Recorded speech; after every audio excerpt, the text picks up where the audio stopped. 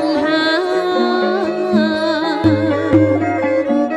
ខ្យល់បំពីជើងក្រអូបក្លិនស្រូវ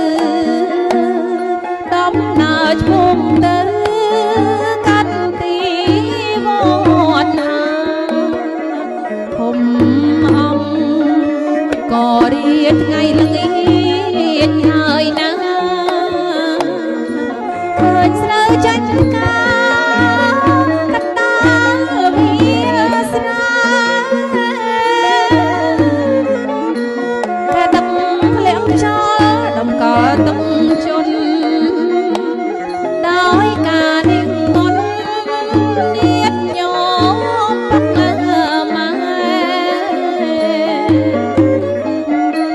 កែទឹកធ្លាក់ខ្យល់ដំកល់ទឹកជន់ដោយការនិមន្តញាតិញោមពុកម៉ែវត្តខ្វាអ្នកក្រងរំលង